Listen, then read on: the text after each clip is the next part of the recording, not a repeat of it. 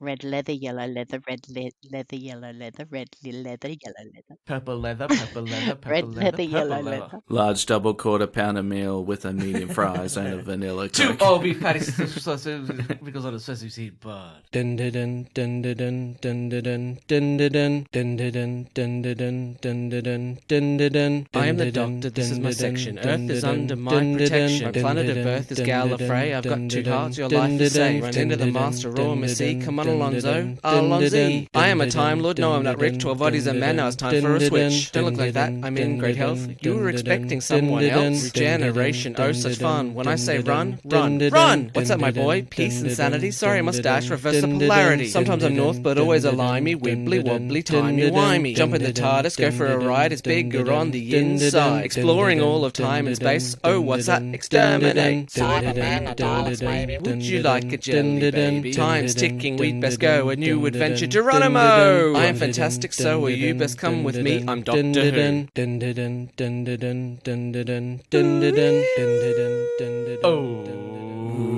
Welcome to a brand new episode of D4WH. I am your host. I've just had the most infuriating year of my life, waiting for Doctor Who to return. I'm Adam O'Sullivan. Yay! Joined as always by my co-host, the marvellous apparating man. Lady. It's Nicchia Schutt. I did like that. She still kind of thinks she's a man sometimes. Yes, it's great. She's still getting used to the old, let's call it out, the old boobies. Yeah, hey, listen, I sometimes think I'm a man, so there you go, the confusion. Walk like a man, talk. Talk like a man.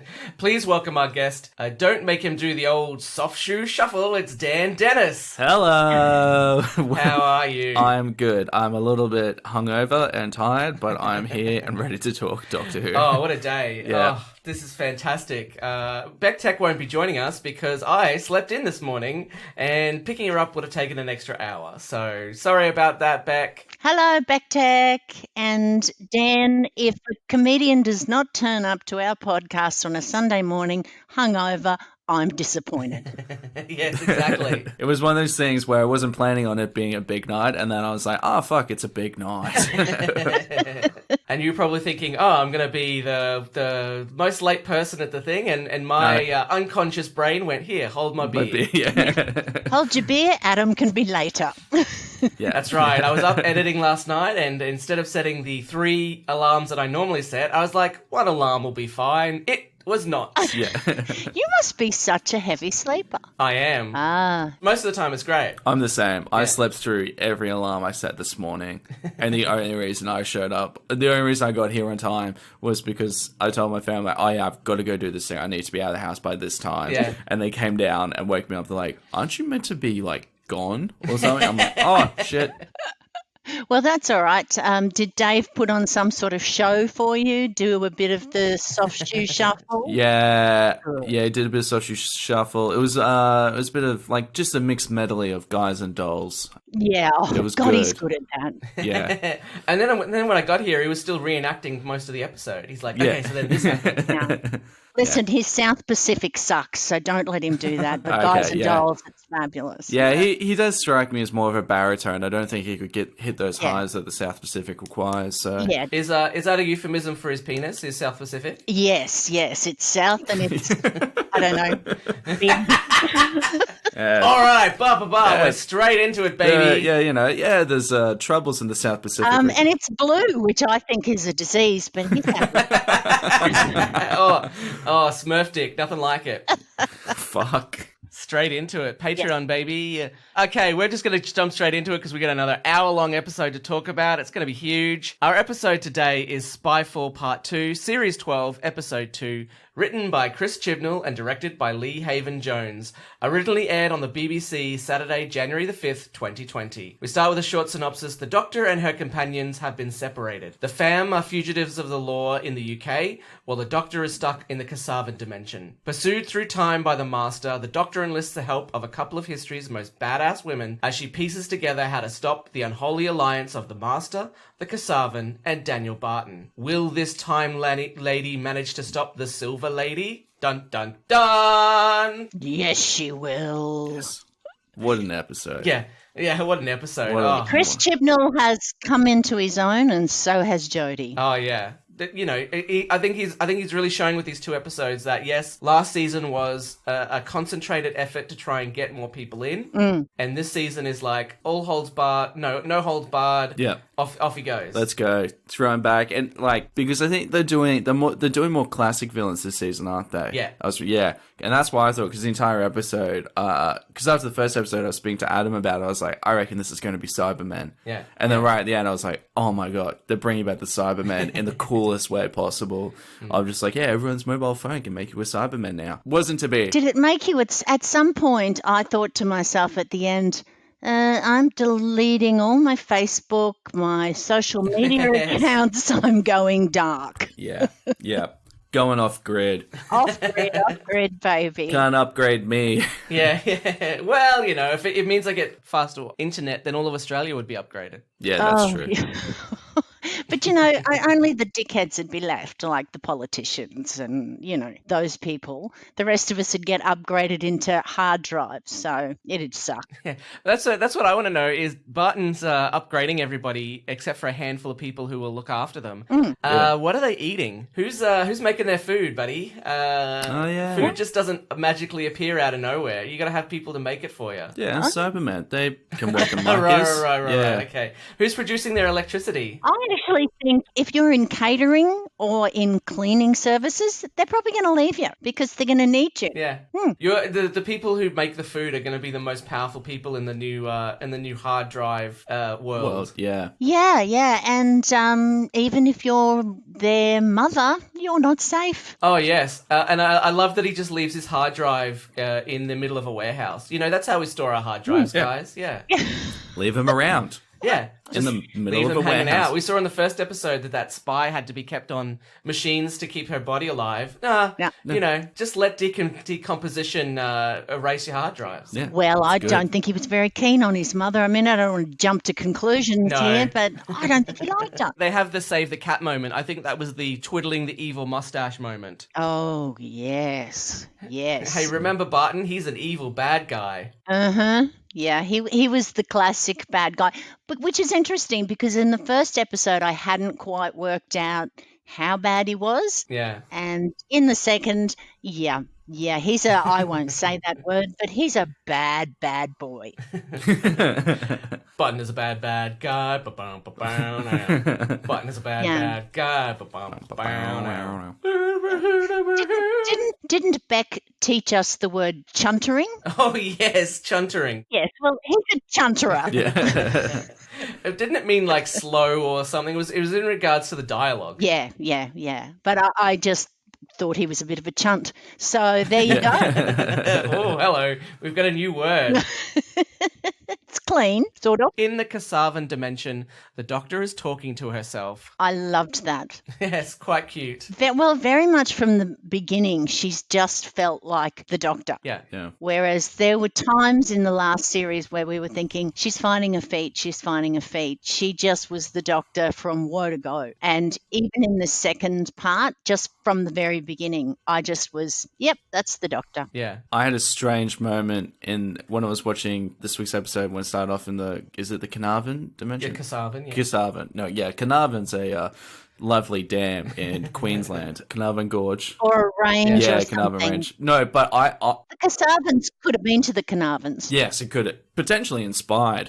We do know that they were based out in Australia, aka South Africa. Yeah. But there's like this weird, one of those strange like people who get stoned and decide to come up how the universe works theory that like the universe could just be a flea on the back of a dog. Oh, Yes. And I was just like, is it going to be revealed that this is a dog? Like, That would be amazing. Yeah. A dog on the back of an elephant, on the back of a turtle. Yeah. yeah, I was just like, oh, is it going to be revealed to be like an animal? Like, what is this hair with the electricity going through it? Doctor, everything you know is a lie. I still thought it was like computer wiring. It still looked like that to me. Yeah. We don't even get an explanation. They just go, "Oh, this is your dimension. Okay, cool." Like, "Oh, this is what they live in. No wonder what they want to come to Earth." Yeah. Yeah, I'd be pissed off about that. You could be much more sympathetic to their cause. Yeah. Hey, we have a theme park. Ooh, tell me more about it. Yeah. Does it involve having to go through giant green tentacle-like things? No, nothing here does. Oh, I'm in. Yeah. But I guess my take is that they are really light and electricity, and that's kind of how they move around. Ah. And so they're trying to take a form here, but they are light and electricity. That's their essence of being, I think. Oh, I see. I spent the whole time trying to think like they were other sort of like had a different shape, but you're saying that the electricity is their basic shape. Yeah, that's what I felt. That's what I thought. That makes a lot more sense. Yeah, it did remind me a bit. It's one of the from Star Trek, the original series. There's an episode where they go to a planet and like the big spoilers for this one episode, which the name I can't remember. From the 60s? Yeah, from the Yeah, 60s. okay. So, yeah. The big twist at the end is that they've just presented themselves, the aliens on this planet have just presented themselves as humans, but they're actually beings of light. And like they can just ascend and turn into gas and do whatever they want. So that's what it kind of reminded me a bit of. Did Kirk kiss one of them? Because he normally did. Yes. Yeah. No, Kirk was... He was suitably horned down for this episode. I was going to say, is that how they found out? He was like, so where do I kiss you? And Yeah. they were like, nothing. We're all around. Yeah. And he's like, I'm kissing you right now. Blah, blah, blah. Just gets zapped when he goes in for it. Oh, yeah. fuck, This is okay. great. This is the best sex I've ever had. Yeah. The electricity. I loved the doctor's line about, I hope I'm not in someone's liver. People get so offended when you're in their liver. Yes, that was great. It was a good She's been in an inner space situation too many times. It seems. in someone's liver. What, get shrunk down and injected into somebody? Not again. Oh, damn. Livers, I hate them. So that was good. And what was interesting for me was Ada and Noah. I had to look them up because I had no idea about them. Oh, I was going to say, when she met Ada and she was wearing, it was an Ada in Victorian clothing, I was like, well, the only Ada I know from history is Ada Lovelace. So did you have any idea who it was? So you knew who she was? I recognized that when the reveal was that she was Ada Lovelace, I recognized the name. I couldn't remember what for, and then they reveal. Yeah. So Ada Lovelace was basically, she's considered one of the very first computer programmer because she, so basically Charles Babbage invented the difference engine and later the analytical engine. And he made small models of them, but he was never able to make the big version that he wanted. So those are considered proto-computers, but he was never able to make it as big as he wanted to. So Ada came up with the theory of how to program it to do stuff. About 100 years later, she was finally considered, she's one of the first people who actually started writing programs for these machines. I know. What an amazing woman. And I'm ashamed of myself for never being heard of her. I mean, I knew her father, of course, Lord Byron. Oh, yes, yeah. Yeah, we all know. But yeah, I had no idea. So that was really nice. She didn't have much to do with Lord Byron. He died when she was 8. Yeah. Who's Lord Byron? He was a poet and he was a bit nutty. Okay. And I think he died in a war. A nutty poet? Yeah. Whoa. And that's another reason why Ada's mother basically forced her to work in science and mathematics and stuff because she didn't want Ada to turn out like Lord Byron. Yeah. Okay. And I do know that she got her grandmother, she was raised by her grandmother, and her mother would write her letters. I did read this, and sometimes refer to Ada as it. I spoke to it. Yeah. What a maternal instinct, eh? Oh my god. What the fuck? Yeah, fantastic. Yeah. Very mummy dearest. We could do a whole episode on Ada. She's so interesting. I know, fabulous. But yeah, I did know Ada Lovelace. So when they said this is Ada, I was like, I wonder if that's going to be the famous Ada or if it just happens to be Just the other Ada. Just the other Ada. Just the the other random Ada. Yeah, well, there's Ada Smith. She did nothing. I don't know why they didn't have her in. Good old Ada Smith from Banyo. Oh, how's it going? Yeah. But she bloody married well, so, We return to the Obby gang. That's Hoobie without the Who. I know. They are on Barton's Crashing Plane, which isn't the title of a new Disney movie. Barton's Crashing Plane. I love Graham in that. Yes, I love how he's talking to the screen. Yeah, I'm not panicking.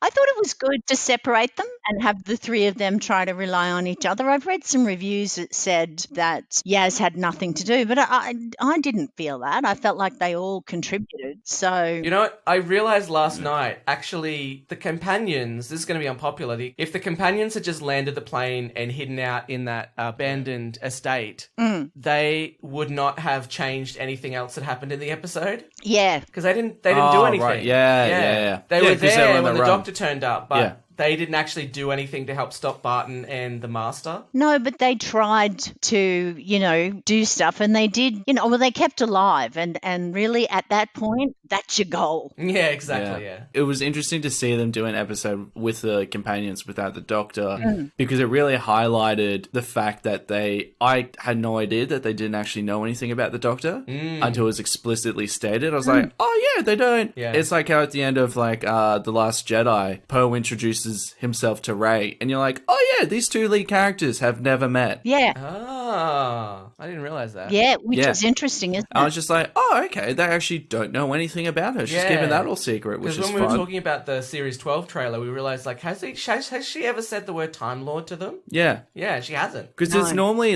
I'm potentially going to get this wrong, but I feel like that's part of his introductional, when I say he, the Doctor's, sorry for saying he, the Doctor's introductional spiel of when inviting someone to go along with them is that the Doctor's always like, oh yeah, I'm a Time Lord. Yeah, I can travel and- through time. It's great. The only person that he didn't do that with was Martha. Oh, okay, yeah. And he kept her in the dark a fair bit. And there were some Martha crossovers for me in this story. Like Yaz is very much, she wants to get onto her family the way Martha was very caring. But also, remember when Martha and Captain Jack and the Doctor had to go dark when Harold Saxon was tracking them. So there were a few things that I picked up from a Martha story. Yeah. So. Yeah, there's a lot of and there's a lot of references in this episode too. So Chibnall, it's like Chibnall said, this season is going to be to put people through the Doctor's history, whereas last season was about getting new watchers. Yeah, so they learn a bit about her. And I have to say, you know how I've always hated the Master's tissue compressor? Yes. Yeah. I've decided that this Master knows how to do it and make it scary. Yeah, he does. It was phenomenal. He is my favourite Master at the moment. He is terrifying. He's unhinged, basically. I get a lot of Joker vibes from him as well. Yeah. Yeah, this feels like the first time I remember being scared of John Sims' Master at the end of David Tennant's run, but that was just because it seemed like he had everything planned out and there was no way that he was going to lose. But this Master feels properly unhinged and like an actual villain of, I'm just going to do whatever I want because it doesn't matter. I know he absolutely does, and yet he still retains that weird, bizarre affection for the Doctor while trying to kill her. But the looks that he gives on his face, I think any minute now this guy could just murder everybody. Yeah. Yeah. I know John Sims said he always felt that Russell T Davies wanted his Master to be too over-the-top campy mad. Yeah. And he didn't feel as comfortable with it, whereas Sasha has just, oh my goodness, there were times when the camera would be on him and he'd give that look and I'd think, oh my God, you're terrifying. It was also with the whole being terrifying, it was such a weird dynamic, an interesting dynamic of when he gets the Doctor to kneel in front of him and call on the Master. And you're like, oh, this is creepy. Yeah. And this is a whole other level of terrifying, yeah. which I didn't think would have been brought into Doctor Who, but here we are. It also has echoes of when John Sims' Master goes to David Tennant, I love it when you use my name. Yeah. Yeah, because he wants to be the master of all. But when he gets Jodie to kneel, that's the first time I think I've seen a Doctor do it, but not lose anything. She just looks so much contempt that she has. It's like, oh, you tiny little annoying person, which must have been really unsatisfying for him. And normally with these bad guys, we kind of ask, why don't they kill them straight away? This is the first time I think I've seen an episode where I kind of understand why the Master doesn't kill her straight away. I think he has this grand idea in his mind of I'm going to kill the Doctor in this perfect way. It's going to be amazing. And I think he's trying to set up like when you first start dating someone, you're like, oh, I want the first kiss to be be perfect. He wants the Doctor's death to be perfect. So he's like, I'm not going to just tissue compress her in the middle of a gallery. I'm going to set it up so that I get exactly what I want from her, you know? Yeah, and I also think that there's a part of him that doesn't want to kill her. Oh, yeah. He's very conflicted in that. So it's almost like if he's going to kill her, it's going to be because he outsmarted her, not because he had a bazooka. Oh, definitely. Yeah. Yeah. But it's like that Joker thing where basically the Joker wants to kill Batman, but then also surmises like, well, what happens when I kill Batman? I'm going to have nothing to do after that. Yeah, well, who do I fight against then? It's too easy. Yeah. And also, you know, he says to her, well, how else would I get your attention? So it's really such a complicated relationship. And they both played it really well. And the Master has, certainly in the classic, the Master, the last guy they had, it didn't work. He didn't work. Even though he did kill Tom Baker, he pushed him off the top of the tower, which they mention in the episode. They mention here, Jodrell Bank. Yeah. Yeah, but it wasn't actually, it's really weird if you go back through the thing. It wasn't actually called that in the episode. Yeah, it was based on Jodrell Bank, but it wasn't Jodrell Bank. Anyway, yeah. God, who cares? Nerds cared, Nicchia. Nerds cared. Yeah. Well, That's the main reason why we're doing this this podcast. If there's one thing I've learned about the internet, it's that nerds can't care. There is no limit to how much nerds can care about the smallest detail. And that's what this podcast is based on. Thanks so much for listening. Yeah. well, when I read that, I thought, well, yeah, but, you know, get over it. And I did. Look, it was a great episode. So Ryan notices messages on the plane directing him to instructions on how to land. It seems like we're playing with Bill and Ted rules here because the Doctor has yet to do something that will help her friends later. Oh, yeah.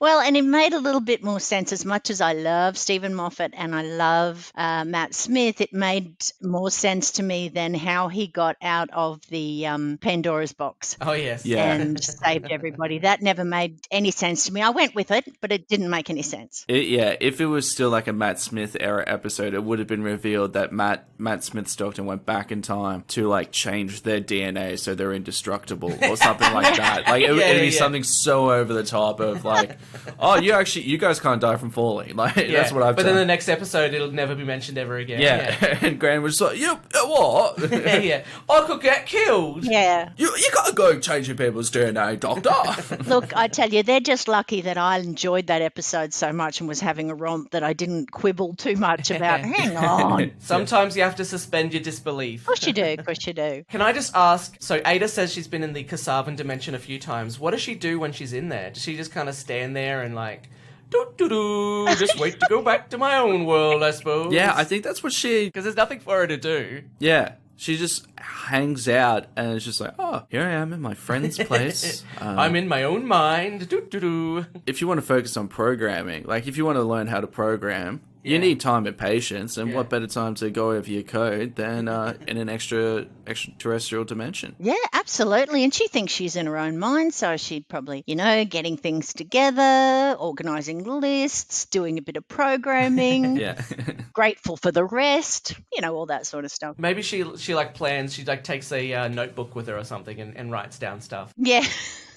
Maybe. That would be a good idea. Thankfully, the plane that they're on has a connection to Ryan's phone, so that's very good. And the Doctor has installed all he needs to write the plane, find the original flight plan, start the autopilot, and land the plane. How convenient. Well, and she's also installed the app on Ryan's phone. Yeah, there's an app for that. Yeah, that was the thing when I was watching. I was like, I might be an idiot, but can planes do this? Oh, probably not. And look, I did try to do a little bit of research, but around about the time where I was basically, I found nothing. Can I hack a plane? Oh no, Adam O'Sullivan's been arrested. What happens if the cockpit explodes on a plane? Then I was like, that might put me on a no-fly list. Yeah. I'm not going to do that. That's true. You got to be very careful what you look up. I think I have in my brain said, well, Daniel Barton has very, very superior tech that other people don't. So therefore it can be done. Because it's one of those things that I know submarines now are controlled with a Xbox controller. Oh. All the new submarines, because it's $80 to replace it. Yeah, that's like true. It's one of those things where they're like, yeah, we'll just do an Xbox that does everything. Like it's a sophisticated bit of kit. But I also know in China, like they've invested so much in drone technology that they now have like boats that are controlled like a drone and stuff like that. Yeah. So and that most drones use a mobile phone, so it's one of those things where you go, theoretically, you could get rid of all the difficult stuff. Yeah. The only annoying thing about driving a submarine with an Xbox controller is having to deal with teenagers, like constantly screaming in your ear. Yeah, just all the other submarine drivers are on a chat. Yeah. Noob. Stop camping. Stop camping in the South China Sea, Russia. Oh, I thought I was playing Fortnite. Oh, sorry, guys. Am I not trying to kill all you all? Well, I thought it was good, and it had a homing beacon in it, so, it's obviously advanced military tech, and God knows what the military's developing. I mean, not in Australia, we're probably still using cans with string, but in the US, I'm sure that they've got lots of things we don't know about. And can I just point out that in the first episode we had the Australian Secret Service, or AS, and that is now listed on the Doctor Who wiki as the Australian Secret Service. Oh my God, that's so good. So instead of ASIO, it's AS. Couldn't they just have looked up ASIO? No, I love it. I think it's great. No, I think, but most importantly, when they land the plane, we get to meet who I think is the most underrated and overly calm person in all of Doctor Who history, where a plane that's exploded lands in this airfield and the guy goes, "Oh man, you got to tell me when you're going to do this." Like, this is going to be so much paperwork, so much Oh man, are you serious? Not again. Yeah. But also, not like it's never like, "Hey man, how did you land? Like, how did you get here? Like, you're my boss, like, but like, that plane doesn't have a cockpit anymore, and you're fine." So the scene would have gone, Barton goes, so there was no one on the plane, and he's like, "Are you fucking serious? That plane just fucking landed itself, mate! What the fuck is going? There's no cockpit, dude! Are you fucking serious right now?" I quit. This job is crap. I quit. When you're actors auditioning for the roles, like, so how do you want me to read this? Just calm. Yeah. Just perfectly just be like a little bit frustrated, like, you've just been told you have to do an extra hour's work. And it was like, what? Yeah, look, I put a bit of emotion into it. I think he's be a bit worried. No, that's not what just we're be looking like, for, "Oh thanks." man, you got to tell me about these things first." Like, God, it's going to take ages to smooth this over. Like, Do it like you're grabbing coffee for everything. Just that sort of casual. Yeah, that's... Oh god, you got to tell me when you blow up the cockpit and land a plane by itself. So, do you want a flat white and how many sugars?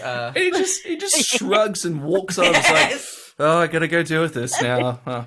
Like, what else has Barton done to a plane that doesn't surprise him? Yeah, Like, and Barton, exactly. What else has he done? It's like, wow, this is not the worst thing I've fucking seen. yeah, just like, "Oh, okay, only exploded a cockpit this time. Okay, At least it's got both wings this time. At least there's no Daleks getting off this week, so... whew. And I love how Barton goes, "So there was no one on the plane," and the guy's like, "No, what are you talking about, mate?" Not like, "Why? Was there supposed to be? Because we might have missed something. Yeah. We should really go and check the CCTV. Yeah. Do you think there was somebody on there? Oh my god, we dropped the ball. I'm so sorry. It's just me. It's just me, guys." yeah. Oh, so there's no one on the plane. Weren't you on the plane? Why they wouldn't look at CCTV footage would be beyond me, but anyway, he looks at it for everything else. Well, there's no emergency slide or stair car attached. So how did they get off the plane? No idea. Maybe the doctor had some secret way that was on the app. Yeah, it was in the app, how to escape a plane and into a air hangar 200 meters away And not be seen. with no one seeing you. I think my favorite part of the scene was the fact that they were behind those doors, Yeah. loudly whispering to each other. Barton's like a meter away from them, and he cannot hear them at all. I thought for sure he was going to turn around and be like, "Hey guys, I can hear you, right? Yeah. I know you're there." Yeah. He doesn't. I was like, this is a parody of a scene. What is going on? That's what I thought was going to happen as well. When he turns around and has his phone, I thought he was just going to do the casual, "Anyway, what am I going to do with you three?" But nope, just calls up and says, "Hey, I want to say these people are international terrorists." Yeah, I'm sure that won't have any repercussions later on. And doesn't say, well, search the cockpit. They can't have gotten far. It's almost like a daytime soap opera moment where, we're all sitting around and then I look away and go, "I'm going to kill Adam, but I'm not going to tell him." Yes. You smile away like you've never heard a thing. Yeah, and Barton never goes, "Well, let's check the CCTV and find out where they are." I suppose he can track their phones. He's like, Yeah. "Oh, I hope they haven't left their phones on the plane." Oh, gosh. They should have. Anyway, back on the Master's TARDIS, he and Barton are having a chinwag. Barton says he's not happy about the late change of plan, which means that the Master called him, told him to get off the plane, and then somehow managed to run and catch the plane. Because in the last episode, Barton gets the phone call, and then the very next scene is the Master getting on the plane. Yeah, something to do with the TARDIS and the Master's. Okay, all right. Yeah. You know, a corridor. You know how the Doctor can sometimes have an oxygen corridor that River Song goes along, and so something like that. Well, doesn't the Master have the portable teleporter? Yeah, Oh, yeah, the Master has, but I assume that Barton gets off, like... yeah. Almost immediately. Yeah, do they use the Kasavan to travel? Ah, maybe. I think the Master seemed to. That's what I thought. I don't know. That's what I thought too. They're almost like a portal. So you just, to a degree, I don't think he knows exactly how to handle it, but he must just say, bring that person here, and I don't know. I have a theory. Yes. Yeah, just occurred to me then. I was just thinking about it. The Kasavan are what power the TARDIS is. Oh. Isn't it a black hole? It's supposed to be the eye of Who cares? Omega. Okay, New right. theory. No, because I feel like, because they're like beings that can travel through space and time. And they can get into the TARDIS. And they can get into the TARDIS. You think that's the timeless child? Oh, I'm not quite sure if that's a timeless child, but I think it might get revealed that they'll have something to do with the construction of the TARDIS and how it works. Okay, it's interesting. Yeah, look, I'm interested in this child. The Time Lords, if you know anything about their history, were founded by Rassilon, who was not a nice guy, and they were warmongering. So I don't know how much worse they were with the Master found out that he destroyed them all. You know, it's not like they started off as the good guys. I will be interested to see what this timeless child thing brings and how much worse it can be. Yeah, it'd be a bit of a shame if the Kasavan just kind of disappear and like, oh, they're just beings of light, bye, because they were built up as this big, huge thing.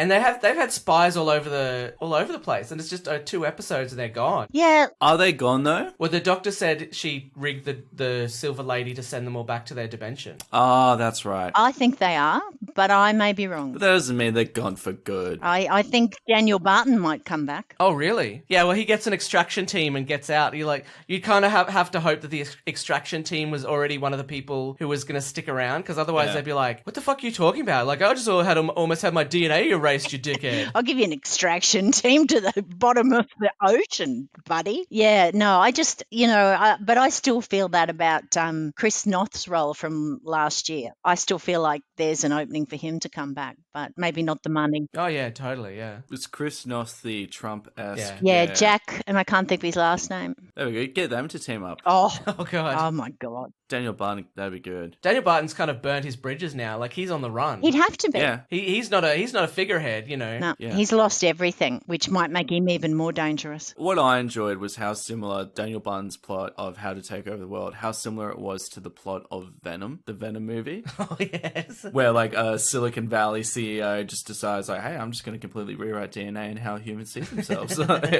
Wait, you think this is the sequel to Venom? Yeah.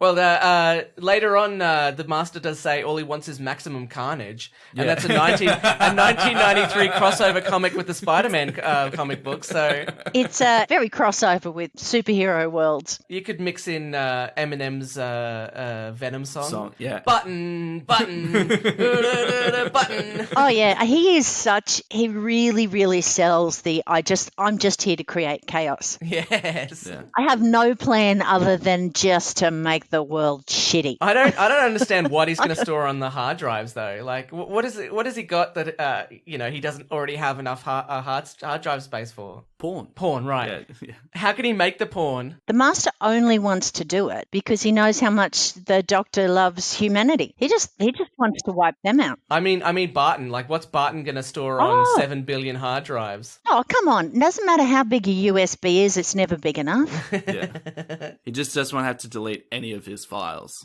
Yeah. This might come in handy one day. I love when they're like, what's the 7% of your DNA that's not human? And he's like, oh, I'm proof of concept. And it turns out, it's just so he could keep a couple of movies on his hard drive. Yeah. Because I really love this movie. I've got to have it with me at all times. At all times. Have you guys seen Avatar? All right, we get it. You love Avatar. Jesus. Yeah, get over it. We don't want to see it through your eyes again. He pulls off a little cap on his pinky, and it's got like a USB. He just has to stand next to the TV the entire time, just leaning over. I'm Yeah. comfortably in front of him. Like, okay, this is the good part, guys. Watch this. This is sick. Yeah, like those old antennas. No, put that left arm up, Yeah. left arm. Oh, that's good. He's holding his arm up, like, oh, it's gonna be great, guys. Stay like that. Now he can just stick his relatives up against the TV and watch it off them. Yeah. Oh my God, what a horrible guy. Oh my god, it's amazing. If you didn't think he was bad, they just threw in him killing his mother Oh, yeah. just to give you the real idea. She is zip tied to a chair and she's just like giving it to him. She's like, are we done yet? I'm like, your son zip tied you to a chair. Yeah. I don't think you're leaving anytime Yeah. soon. Yeah, I think maybe perhaps pretend to like him and Yes. get the hell out of there when you can. But anyway. Barton's like, mother never loved me. Once again, I feel like this episode fits into this growing category of movies and TV shows I watch where the entire situation could be avoided if the bad guy went to therapy. Yes. Yeah. Of just like, oh yeah, this just sounds like, oh, if you went to therapy, maybe he wouldn't be convinced to destroy all of humanity. I feel like the only way to solve my problems is to turn all of humanity into hard drives and rule over them like a benevolent dictator. Like, Yeah. oh, okay, so we're going to schedule in a couple more meetings. Yeah. You definitely need to go see your GP and get an extension on the mental health care plan, but Well, I think that's probably every potential megalomaniac out there is probably in need of therapy and wants to become a dictator. Yes. So, there's probably more than we realise. I feel like there's a show in that, like a TV show with a psychologist who just goes around to like all of these super rich people and finds out all the horrible things that they've been thinking constantly. Like, I just think of people like cattle all the time. You know? okay, Mark. Yeah.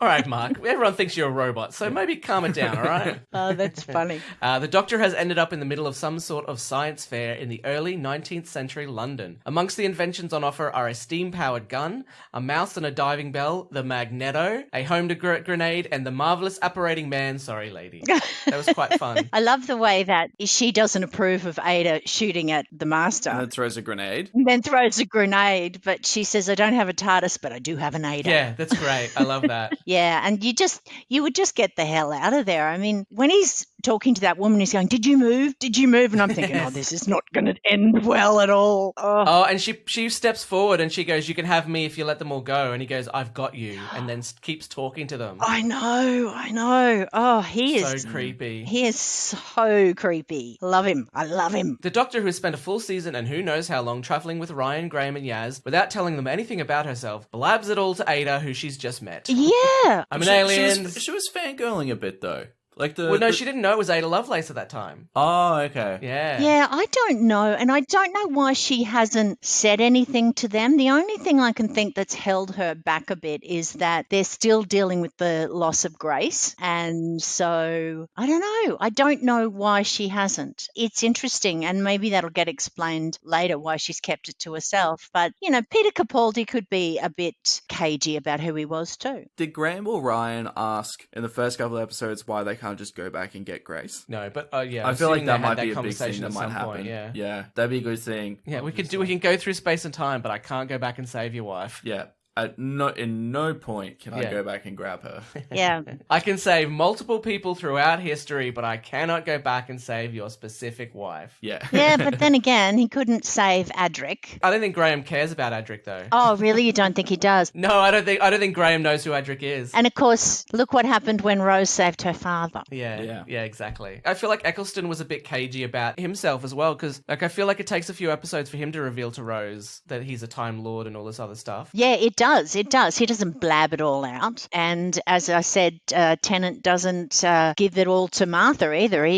She almost has to drag it out of him. So The Master wants to know how the Doctor escaped from being killed by the Kasavan, and she realizes he doesn't know as much about them as he thinks. oh, doesn't she look happy about that? Yes. Yeah. Because he doesn't know. He expects the Kasavan to kill her. He has no idea what's goes on in that dimension, which is great that he ends up doing. Yes. He didn't bring a notebook with him, so he's going to be real bored. He will be bored. Ada uses the steam gun to shoot the Master, who knows the Doctor can't get far. She doesn't have a TARDIS, but she does have an Ada. Yes. In London, Ryan, Graham and Yaz are worried about sticking out in their formal clothes, but it turns out they stick out even more for being wanted for hijacking. I was thinking, how do you go dark? That is really tough. It's all right, because they're in Essex. That's Graham's manor. They're golden, mate. I grew up here. Oh, I grew up here, love. I love Graham. I love that his local knowledge is just like, oh, this place is abandoned, let's go in here. Well, Yeah. probably the best place to go, I guess. But what are you going to do? You can't stay there the whole time. No. And I like that Yaz does what would the Doctor say? What are our assets? Which sounded a bit Princess Bride to me. Yeah. I was going to say, what would the Doctor do? WWTDD. That's right. She has like a little bracelet that she yeah. carries around. Little candy charm bracelet. Yeah. I've got that written on my wall. Can I tell you about the word of the Doctor? Do we think that being wanted for hijacking and appearing all over billboards around London and on the news as well will make it a little difficult when Yaz returns to her job as a police officer? Or do we think this will never get mentioned ever again? Oh. Well, didn't everyone kind of forget and everyone who was dead was alive again? Or did I just make that up? But Barton does that before. Like they're being wanted for hijacking. I think it can be explained away that it was Barton. Yeah. And if people know that Barton's a bad person, Yeah. I feel like she was like, yeah, but I was on a secret mission for trying to take down Barton before he did what he did. But it also seems 100% like something that they would just it's never like the mention internet again. where someone's like, oh, this guy did this thing, and then it turns out later, well, no, this guy didn't do this thing, or it doesn't matter because his life's fucking ruined. Yeah, well, that's true. Mud sticks. Yeah, exactly. I don't know. That's very interesting. And maybe they'll explain it at some point. Surely her family would want to be like, what the fuck is going on? Yeah. Like, you said you were on secondment. You were obviously not on secondment. Her boss thinks she's working for some secret service because he saw them pick her up. So she'll be on the beat investigating something and they'll be like, hey, aren't you the cop who hijacked a plane? Yeah. My favorite part about the boss just being like, this is the last time you work for MI6. Like, if she works for MI6, I reckon you listen to her. Yeah. You better not do this again, you rascally rascal. Yeah, you're like, I think the boss should just shut up. But anyway. But it's also like, if he believes that she's working as a spy, it's not like she needs the job as a cop. Yeah. Yeah, that's right. She doesn't need to finish probation. 186 years before any of this, the Doctor notices the Silver Lady, which she recognizes from Barton's office. Charles Babbage did own an automaton called the Silver Lady, which he bought himself from an auction. Really? But this version of the Silver Lady was given to him by a young man and his master. Yes. Oh. I did love that little reference as a gift, a token of appreciation from his master. As a token of appreciation for what? I don't want to say. Bye. Excellent mutton chops. Yes. That's right. It's the Mutton Chop Award. Yeah.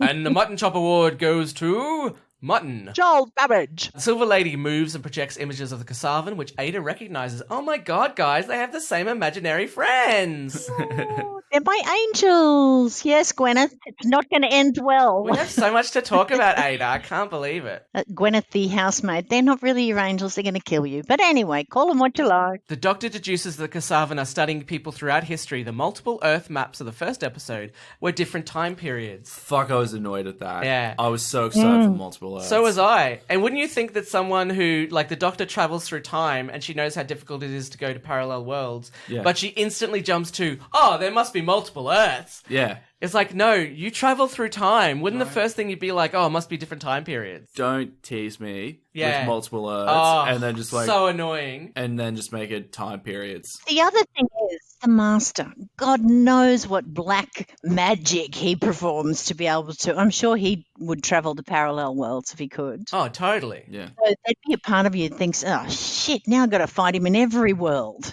every universe. Maybe that's what he found out.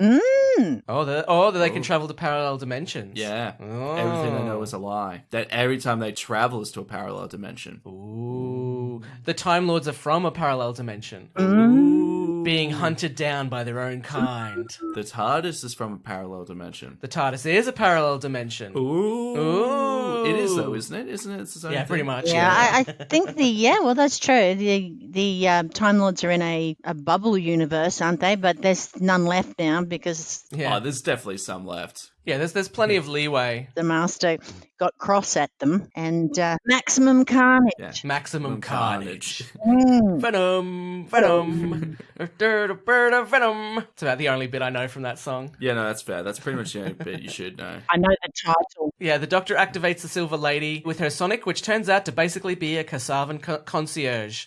Miss, your Casavan is here. It's ready whenever you are. Where would It you will like take to go? your bags. Hoping to end up in her own time in her own body, she quantum leaps. No, you don't know quantum leap? Yeah. I know Quantum Leap as a bit joke Aw. in a TV show where they got the actor from Quantum Leap Oh, yes. to play a janitor, and they keep on referencing that he looks like the guy from Quantum Leap. I used to watch Quantum Leap with my family when I was a kid. Me too, I liked it. And then it's heavily implied right at the end that he quantum leaps, that it is the Quantum Leap guy. Oh, sweet. Yeah. Was that a show or a movie? Could have been Tag. Oh, the Yeah, movie Tag. the movie I haven't Tag. seen that. It could have been that. That'd be pretty cool. Yeah, so she's saying that Ada grabbing her hand changed where she ended up. Is that it? Slowed her down? She had the extra weight Yeah. planned for the baggage load. Yeah. So- But I mean, that's also just the Doctor covering their tracks. Like, there was no way it was definitely going to work. It was just like, oh, yeah, I'm a brilliant person. This would have worked if it hadn't been for you. yeah. But it's also Chibnall being like, how can I get her to meet somebody else from history? Well, Nor was very interesting, but I read her life story and it was very sad ending. Oh, yeah. Oh. She's amazing. Like, yeah. The spy. Yes. Yeah. How does she end? Does she die in the war? Oh, yeah, she does. She was captured, tortured. Not only does she get captured, but she accidentally wrote down all of the messages that she sent back to the British. Fuck. Okay. So the Germans She were had a able to code book. use her code book to keep sending messages saying keep sending people over, and multiple spies kept getting killed because Yeah. So it's very sad. Yeah. Some of the people went to London and said, look, I don't think this is her. I think she's been captured. And they went, what would you know?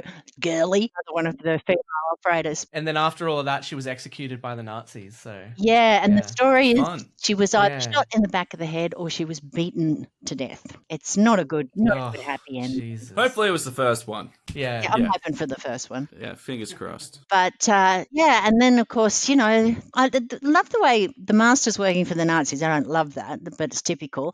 But I love the way the Doctor goes, oh, that's low even for him. And I thought, well, he's worked with the Daleks, Which are the space Nazis. which are the space Nazis. So yeah. Space Nazis and bins. Ooh. Sounds like it sounds like a C grade sci-fi flick from the 70s. Space Nazis in bins. Shh, what's that noise? It's nothing. Now quickly, go back to kissing me and make our point. No, I'm hearing something. What could that be? Oh no, it's a space Nazi in a bin! Coming to a theater near you. Take that, commie scum. Anyway, the Obby gang discuss the Doctor and how she didn't recognize the Master even though they know each other. And Graham brings up that she actually was a man at some point. So they're starting to try to piece together what the Doctor is. Yeah. Yeah, he remembered the word regenerate, which I thought Graham barely remembers anything, but it was good. That was the most clunky piece of exposition when he was like, oh, what is it? Was it What's that word she said? regeneration? I was like, oh, Bradley Walsh is trying to sell that, but man, that was clunky. It was you just couldn't sell it. I mean, if he'd called it reneging or something stupid, I would have picked that. But yeah, no, he would not have remembered that. But anyway, I wish Bradley Walsh Graham had compared it to like a frog or a starfish or something. Yeah. Just done something dumb, like, something very like, like she's like a starfish. She can grow a limb back. Like, just something like, like the Doctor's some type of starfish. Maybe she's a gecko. yeah, it did stick out. It's the one piece of dialogue for me that really stuck out, and I went, no, not going to work for me. The moment where not only does she sell him out to the Nazis as a double spy, but then deliberately removes his face. Yeah. Because like even when it first happened, I'm like, why are the Nazis teaming up with this South Asian British guy? Yeah. And then it's like, I did this little trick. But like, she knew what she was doing. Oh, yeah. And that is fucking horrendous. Yeah.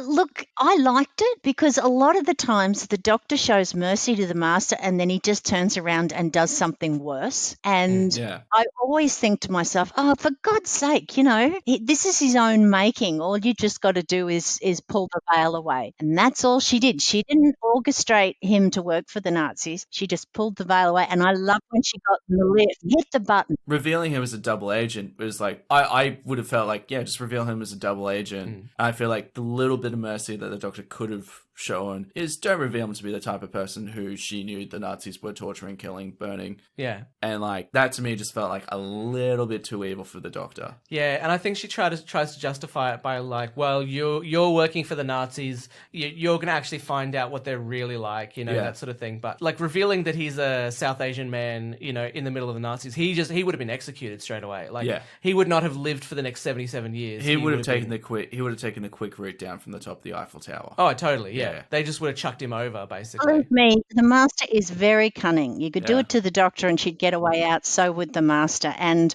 I still haven't forgiven the Master for turning Bill Potts into a Cyberman. So screw him. Sorry. Good one, Doctor. Maybe that's what she's doing, it as revenge for Bill Potts. That was hideous. I mean, it was a great reveal because you didn't know it was the Master, but that was such a hideous thing to do to someone. Well, this Master might not even have done that yet. Well, that's true. That's true. But no, look, I got to say, for me, it was, you made your bed, you lie in it. Yeah. Well, I must be getting really nasty in my old age. Oh, God. Fuck them all. Kill them.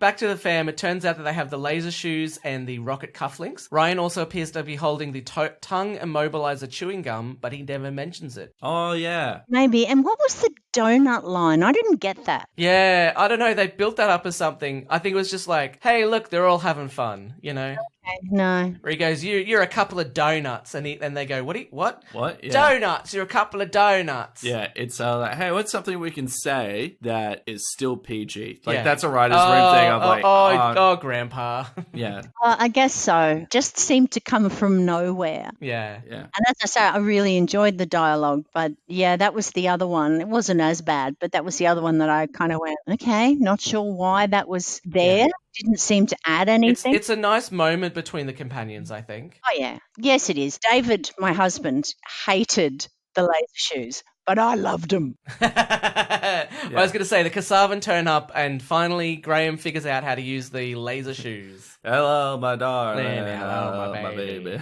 How he doesn't shoot Ryan and Yaz is beyond me. I thought the lasers were just going to go right through. I was surprised that the lasers affected them because it's just like, wouldn't they just go through to like their dimension? Their dimension, and they're just bouncing around, and Ada's like, what the fuck's going on? Oh, laser. I have seen the dimension where lasers shoot around in my mind. I'm just glad they worked. Yes. Yeah. Otherwise, they would have been screwed. Well, I mean, you do get sick of it, particularly when you watch the old classic Who, when the guns never worked. I mean, you've watched a few of those. The guns never work, bullets never work, and you kind of think, ugh, why do they keep trying? It was nice to see that we have something that worked. Go us! We've got something that works. The fun thing is, it means you can fight Carnarvons with lightsabers. Kasavans. Carnarvon Gorge. Sorry. Yeah, Kasavans. It means you can fight. Yeah, you can just like wield out a bunch of lightsabers and just like, let's get them, boys. Because we've seen how quick they move. You really want to try and go closer to them, don't you? Yeah. Well, if they come close to you, when they do the whole reach out their hand, the classic Doctor Who villain raise one hand and like do a close zoom in on its face as it opens its mouth and makes a weird screaming noise, and then you can just put a lightsaber through it, just cut it in half. Think you're crossing the streams there, buddy. Yeah. I like that, and that's a crossover I could live with. The fact that there hasn't been lightsabers in Doctor Who is insane. Yeah. Yeah, I wonder if there has, like, just as a throwaway gag or something. Yeah. I actually, I was about to say it's insane, but then I remembered BBC television budget. Yeah. Not Lucasfilm lights and visual effects budget. Yeah. Well, I mean, the original lightsabers were flashes off a camera, so... Ah. Yeah. Well, okay, they have made a sort of a Star Trek reference when Rose called called the doctor Mr. Spock. Oh, yes. Yeah, but that was more of a slur, wasn't it? Yeah, really, it was. It was. The Master and his Nazis check out Nora Khan's flat, but the Doctor and Ada are hiding under the floorboards. The Nazis shoot the floor, and I don't really understand why the Doctor isn't hit. Because the Nazis didn't shoot at the floor around Nora, Yeah. which is strange. Because wasn't she Right. under the table or something? Yeah, she was like just beside the table, yeah. Yeah, and they weren't shooting up that part. They were shooting the main floorboard. Oh, okay. Yeah, it just seemed like they were shooting in the direction of the Doctor, you know. Yeah, and they didn't shoot in the Down. cupboard or under the bed. They really were dumbass Nazis. Is that how they search places? They're like, we can't find anything. Shoot the floor. Yeah. I mean, are you sure? We've done this hundreds of times. We've never found anything in the floors. Now, boy, remember, we only have a permit to shoot the living room floor. They actually did do that because sometimes they would hide escapees or people under the boards, and they would just shoot into the floor and kill them. Wouldn't they like lift up the floorboards and search underneath and be like, holy shit, not only did we found them, but we found this fucking radio equipment as well. Yeah, I don't know. Maybe it's just convenient, very convenient for us that they didn't this time. Yeah, I don't think the Nazis were actually as polite as they were displayed in this episode. No. Oh, you think this episode is glorifying the Nazis? Yeah, I think there's a lot more. I think there's a lot more roughing up going on Yeah. when you're a Nazi. Oh, yeah. I was surprised they didn't just arrest her on the spot. Yeah. Like, that was the strangest part. No, that wasn't the strangest part of the episode for me, but that was such a strange thing. I'm like, why aren't they just taking her? And also, if they had have arrested her, the Doctor would have been just like, all right, we're here, we're down here, Yeah. don't take her, take us. But then again, she's a real person, so she was in Paris, and Oh, yeah. they must have seen her and didn't say anything. So That's true. Nerves of steel that one must have had. Holy shit. Oh my God, I would have just been crying, lying on the floor. And the Doctor also realizes who Nora Inuit Khan is, the first female wireless operator to be dropped into occupied France. Yes. Ada realizes that she's in her future, and the Doctor tells them that darkness never sustains. I did like that. That was nice. Yeah, there's always got to be an inspirational quote in all Something these for episodes. Tumblr. Yeah, especially if you're in the middle of the World War II. Yeah. Yeah. I love the way the doctor comes up with her plan and she says, I'm going to need you two brilliant people. And then she meets the master and I'm thinking, oh, he's going to bring troops. You can't trust this guy. Why are you? It's a trap. It's a trap. It's a trap. But her plan is, like, she uses Nora to send a message to the British, and then Ada's part of the plan is, here, hold this device you don't understand. And she's like, I don't know what to do with this. Yeah, just hold it. It's good. You don't want it to knit something for you, do you? And then later on, she pushes one button and calls the doctor and doesn't like, oh, I pushed the 1, nothing happened. I Yeah. pushed the 2, nothing happened. I pushed the 3, nothing happened. Now press the green. I would say she said, just push this button Oh, and yeah, I'll know what yeah. that means. I mean, yeah, the doctor is famous for giving clear and thorough instructions. This is my Motorola Razr. Yeah. But I was still thinking, how is this? I mean, until the Nazis came to get him, I was thinking, how is this unfolding? You know, I liked the plan because I didn't see it. I didn't see what she was going to be doing. Yeah, no, I thought that was good when they revealed that Nora's sending a message to the British saying that the Master is a double spy. I was like, oh, that's really cool. Yeah. Yeah, but then, like you said, when she takes off the perception filter and kind of leaves him to the wolves, it's like, oh, okay. Yeah. Ooh. You're too soft, you two. Then we get, after this, another brilliant moment from the episode where the doctor's like, oh, have you seen anything that's out of place recently? And like, oh, this Australian Outback house just showed up a week ago. And they justify it because Nora goes, this wasn't here last week. I'm like, anyone would have noticed. Yeah, that no was one. there. Like, the fact that it's still there, it's not surrounded by, like, Nazis for investigating. Yeah, Like, phenomenal stuff. And I love the way she goes, oh, that Master's so arrogant. And I'm thinking, and stupid. Yes. Yeah. But, like, isn't the chameleon box, I forgot what it is. The Isn't it chameleon broken? circuit should be working on his, so it should be something else. Okay. Because that was the other thing this episode highlighted, just how lucky the doctor was that it broke on a telephone box. Yes, and not a plinth or something. Yeah. And not like, something horrendous like an entire house. Yeah, it's an interesting thing because you can't get into a TARDIS. Doesn't matter even if you become interested in whatever shape it is. No one can ever get in. So maybe they had tried to get in. You know, you can try and blow it up. You can do all sorts of things. But impenetrable. Well, the Doctor can break in, though. Oh, yeah, but she's a Time Lord. Okay, all right. God, Adam, I always have to explain Oh, the basics. Come on. Who's the Doctor again? A Time Lord. Ah, right. Ah, Okay, I see. Right. Oh, yeah, from Gallifrey. But look, we'll go through that history offline again later. From Constantinople. That's what I always hear when she does her little speech. Constantinople. Constantinople. That's all right. In this one, we've got baddies from the Carnarvon Ranges. Yeah. for the Carnarvon Gorge, yeah. In a red London phone box, Yaz calls her sister Sonia, probably to ask, hey, do you still want to date Ryan now that everyone thinks he's a hijacker?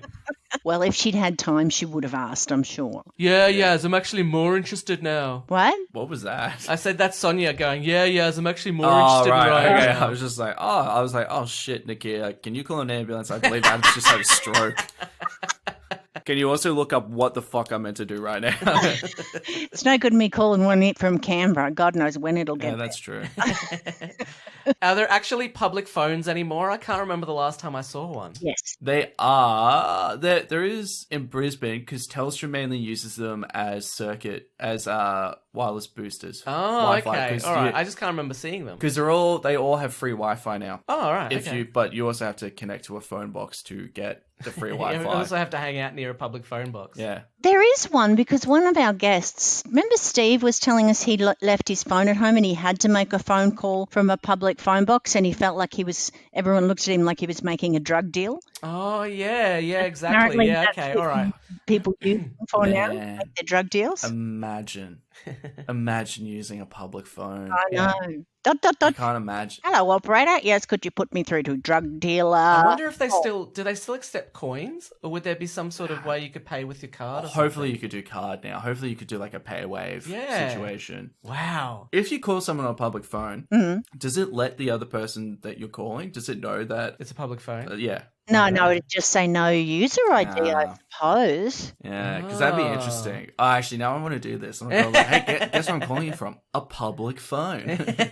Oh my god, I can't believe they exist. Yeah, I had to go to 3 or 4 before I found one that works. Yeah, it took me about 20 minutes to drive to one, but yeah. It's like they say in the future when someone says, oh, I hung up the phone, people will be like, what do you mean? Yeah. Well, look, at my first unit when I moved out of home and I was at uni, we couldn't afford a phone. So there was a public phone around the corner and that's what we all used to call home. Yeah. Everybody used public phones all the time. Oh, yeah. It was just such a part of your life. With the Matrix reboot happening, public phones could be coming back in a big way. Oh, there you go. Just a Use bunch mobile of phone. you just see a bunch of sweaty people in Brisbane wearing all black leather trench coats and using public phones. I don't like you talking about me like that. Yeah, okay? sorry. He's not that sweaty. Yeah. I am that sweaty. I'm way more sweaty. Okay, Adam, we get it. You swear. All right. Doesn't own any trench coats. Back in Nazi France, the Master and the Doctor use a psychic link to communicate. Ooh. Has that ever... Well, I don't remember, but I have to say that I don't have a lot of memories of the John Pertwee first Master relationship because I came in more at Tom Baker. So they may have that may be very classic. That may have been from the classic series. I'd love to watch the very first episode ever with the Master, and I don't know what it is, but I'd love to watch it and review it. Terror of the Autons. It's a third Doctor episode. Oh no, I have sort of seen that, but I think it's too little to remember it. But they may have done that connection thing. I don't know. I'm sure that there are probably people who are much more Whovian savvy that will know that. I really liked it. Okay. Having the connection, just showing of just like, oh yeah, they are connected. Like these aren't just two enemies having a go at each other. Like they are connected in some way. I think it would be a nice reveal that it's like that's not even just like all Gallifreyans can do that with each other. Right. If you had to make some sort of bond or something. Like, because they grew up together, was there something that they had to do that was like, technically they're meant to be pilot and co-pilot. Yeah. They're meant to be co-pilots or something like It'd that. be a bit weird if you were just like, contact, and someone's like, contact. You're like, no, sorry, wrong person. Can you contact, I want the person who's sitting beside you. Oh, okay, sorry, I have contact with them. I'm sorry, we seem to have a crossed line. I was looking for... Hi, I have a Time Lord in my head that wants to talk to you. Can I just connect the call to you? Or... No, I liked it. I really liked it, but I had to rack my brain and I couldn't personally come and bring anything out of my head to think where that was from, but yeah. It kind of reminds me of the Star Wars movies movies where Yeah. I was thinking that. I don't want to bring it up. Ray and Kylo Ren are like, yeah. Yeah. You've seen Rise of Skywalker, haven't you? Yeah, I've seen Rise of Skywalker.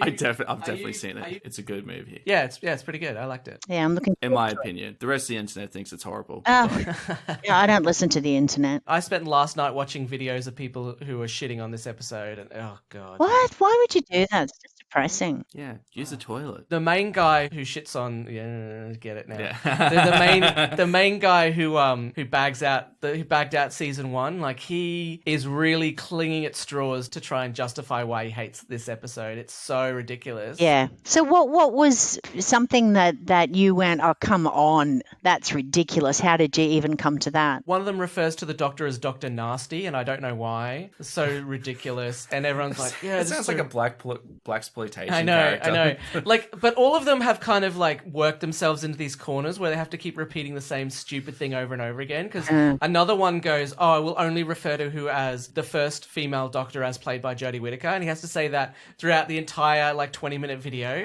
Fucking. And I watch these videos because I was like, I put them on like 1.5 speed so I could get through it quicker, and it's so funny when you put it on 1.5 speed. But yeah, it's just ridiculous. And I love how when Ryan like kind of hates his dad for leaving, everyone's like, oh, that's a diss against single fathers. And then when Barton like kills his mum, it's like, oh yeah, that's another diss at men somehow. Yeah. It's like, I don't know how, Jesus but it Christ. is. It's like similar situations, like but reverse. But now it's like, oh no, it's still about men. Mm-hmm. Yeah. Matricide is all about men.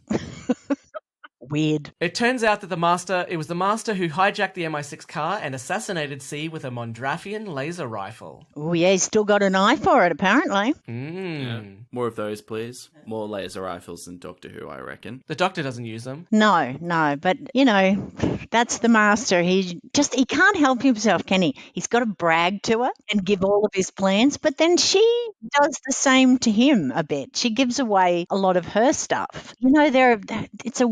I love the complexity of that relationship that these guys are bringing up. And Peter Capaldi had it with Missy, his Doctor. There was a beautiful complexity to it, and I think this one's going to be a good one. So, She doesn't turn around and go, "Are you serious? That was Stephen Fry. Do you know how long we've been trying to get him on the show?" Yeah, and he said, you could only afford for the 15 minutes, so that's why I shot him. Okay. I enjoy when they reveal their plans to one another because it always feels like a bad version of Penn and Teller's Fool Us. Yeah. Of like, they can never understand what the other person's doing, and then they explain, they're like, I see. I see how you did that. That's like a little, that's actually quite clever. The Kasavans started killing spies because the intelligence agencies were getting too close to discovering them. Except MI6 had no idea about the Kasavan and had even fired the one person who investigated aliens. They only started investigating after the spy was killed. Yeah, but remember, the Master had already gotten involved, and Barton, and so all he had to do was convince them that they were getting close. They didn't even have to be getting close. But they also didn't say which spy agency. Yeah, true. It could have been us. Also, Us was all over it. Ass was all over it. Yeah. Yeah, that's why we don't know that it spells ass, because Yeah. we're like, oh, ass Yeah. doesn't spell ARSE. Yeah. Well, we are the Down Under Special Forces, so we are. Australian Really Secret Enterprises. Yeah, isn't that like a parody? There's a parody of like Australia's NASA that is arse. Yeah, It's like yeah, Australian. I I, think so. can't remember what Space the arse. service or- Yeah, space yeah. exploration. No, like it's Yeah. ARSE. Arse, Yeah. yeah. And look, they may not have been able to use the term ASIO, or they could have been just too lazy to look it up. Who knows? I would love it if they were like, look, we really don't want you to use the term ASIO. So they're like, all right, you're arse then. Yeah. Wait, let's renegotiate. We'll think that through again. Also, how is a sniper in West Africa investigating either Barton or the Kasavan? Because remember in the first episode, one of the first people who gets killed is a sniper. Oh, that's right. Yeah. Well, that's true. And I think they were just taking out all of them. Oh, okay. yeah, and it just could be that the Masters picked out the best ones for them to get rid of so that they become even more useless and they can't work out what Barton's up to. So I don't know, but it all makes sense, Adam. It really Okay, all right. All makes perfect sense. The issue with me, though, is that the Master had an opportunity to do a perfect version of Predators and decided not to. He had Oh, yeah. All of them in an Kasav- alien world. Yeah. Get the Kasavan to teleport them to an alien world. Earth's deadliest hunters. And then he could hunt them down one by one. Yeah. And they get taken out by mud. No, that's the Predator. Yes. Yeah, no, I was going to say that that's the most Predators recent one. isn't the one with Topher Grace? Yeah. Yeah. Predators is right. Topher Grace. Predators is a very good movie, in my opinion. I've only seen the first Predator. Predators. So there's Predator, Predator 2, Escape from LA, and then there's Predators, which is the great one where they all go to where like a whole bunch of Earth's greatest hunters, which are all just like spies and assassins, get dropped off on a planet and they have to try and kill the Predator, but they don't know that until Morpheus appears. And Morpheus Oh my God. but Morpheus had been able to steal like the cloaking device from a predator that he'd killed, and he'd manufactured it for himself. Really good movie. But anyway, And what was the recent one called? The Predator. Right. So back to the Predator. Yeah. Yeah. Look, I mean, right up there with the classics, Gone with the Wind, Casablanca, and Predator versus Alien. I mean, we all loved those. May still make me cry. I love that line from Gone with the Wind where he turns around and goes, "Frankly, my dear, you should cover me with mud because the Predator is coming." Yeah. Yes. I mean, that is such a classic line. Classic. Yeah, in the future, Barton calls the fam who are in the warehouse. Does he ever make a phone call that isn't from the back of a car? Because both times he calls them, he's in the back of a car. Yeah, he's a busy man. It's a man on the go. Yeah, gosh, if I had a driver, I'd just make him drive me around all day, I mean, I know climate change and stuff, but I'd be so... Well, he doesn't care. I'd be so rich, I'd have a car that helped. He's got his own plane, so he doesn't care. Yeah, no, he doesn't care. I mean, that shows what a monster he is. They confront him about the 7% non-human DNA, and Barton says he's proof of concept. At this point, I thought Barton was going to reveal that he was 7% robot. That's what I was thinking as well. Yeah. I was so certain as this episode kept on going that it was going to be Cybermen. And when he does his speech, I thought like the Cyberman helmet thing was going to like appear above his head. And Really? Yeah. It never occurred to me that the Cybermen were coming out at all. I really wanted the Kasavan to be something bigger. Really? Mm. Oh. No, I hate the Cybermen, so I was quite happy not to have them. As in bigger than Cybermen, or as in like not just the Kasavan, but like they turn out to be Cybermen, or they turn out to be something else, basically. Yeah, gotcha. Been done. He wants to do something new. Fine, whatever. Because the last sighting of the Cybermen was with the Master. Yeah, exactly. Yeah. Oh my lord, yes. It's a bit of a worry. Yeah. Oh well. Now, the street that Nora Khan and Ada Lovelace are running down when they find the Master's TARDIS is the same street that Margaret Blaine was running down in Boomtown, where the Ninth Doctor kept teleporting her back. Oh, really? Yeah. Oh, okay. Yeah, someone showed a side-by-side image, and I was like, oh my god, that's amazing. Wow, it looks very different, doesn't it? Yeah, it's a street in Cardiff, so it would make sense. Oh, that was good. See what Tidy. clever lighting people can do, and props and all that. Now, the Master and the Doctor are talking, but why does the Master need to lay a trap for the Doctor? Not only did he meet the Doctor while working for MI6, but he's also in constant contact with the Doctor through WhatsApp. Why not just send a message that says, "Hey, do you want to meet up sometime?" No, as you said before, the Master, it just can never be that simple. Oh, okay. Yeah. It has to be, and it also has to be maximum chaos, and it has to put her pet aliens, which is us, in danger. That really makes him happy. And he wants her to lose everything before she dies. Everything. So, yeah. I could WhatsApp you, you could turn up, I shoot you with a bazooka. There's just no satisfaction in that at all. It would be phenomenal, though. I can't get no Doctor faction. I don't know. Jodie Whittaker walks out of the TARDIS, is like, right, what's all this about then? And just gets hit in the face with a bazooka. Fuck. not even a rocket. Just just knocks her out with the physical bazooka. Just beats her up with the bazooka. I didn't have any ammo for it. The Doctor breaks into the Master's TARDIS and decodes the Kasavian map. They've been trailing everyone important in the history of computing. Ada wants to know what a computer is, and the Doctor, who is standing in a TARDIS in the middle of World War II France and has already told her about aliens and time travel, somehow thinks telling her the word computer is a bad idea. Yeah, that's quite funny. Forget that word. Yeah. What I did like was she was so much the Doctor. She is exactly who, she's really come into her own. She goes, my brain's fizzing and I this and I that. And you just, as a viewer for me, I just relaxed. It's all going to be okay. I've been very stressed up till now, and now she's on the ball. It's going to work. And that was a lovely moment for me because it was the Doctor on the case, not someone still trying to find the Doctor. It was the Doctor. Also, I don't want to be that guy, but then I am the nerd, so I am that guy. But the term computer was being used in the 19th century. It meant somebody hired to perform mathematical mathematical calculations. As somebody who had seen Babbage's difference engine, which was designed to replace human computers, Ada would definitely have heard the word before. Wow, you really are that guy, aren't you? Yeah, I'm sorry, but yeah, she would have known she would have thought a computer was somebody who just did calculations, which is essentially what the early computers were. So, Well, maybe she just hadn't heard it yet. Babbage's difference engine was designed to help with human computers, so he would have told her what it was for. And... Oh, but didn't he say it's not working yet? He didn't have it working yet, so it was in the early stages. I would assume that the first time she saw it, he would have been like, "This is my difference engine. It's designed to try and get rid of human computers." I wish they were stuck with difference engine. Yeah, Difference engine is so much better. It was like, just let me boot up the old difference engine. Yeah, or analytical engine. Yeah. That's true. They should have done that. My take on this is that, look, he may have said it, but men, they go on and on about themselves. Eventually we turn off as females. Or maybe she just did that word up. I love when Babbage goes about the Silver Lady, and he's like, as with a normal woman, it is as much for beauty as it is for purpose. And Ada kind of looks at the doctor as like, oh my god, what the fuck? Gotta deal with these dickheads, am I right? Yeah, she really wanted to deck him, didn't she? Then and there. She pushed it, yeah. As soon as she comes back, the first thing Ada does is start up the Silver Lady, and then just pushes Charles Babbage. It's just like, goodbye. Yes. Ada Lovelace was known for most about the disappearance of Charles Babbage. Nobody knows where he went. But even then, if she still invented modern programming, that would still be the first thing. It's like, Ada Lovelace. She murdered a man, Charles Babbage, a great person.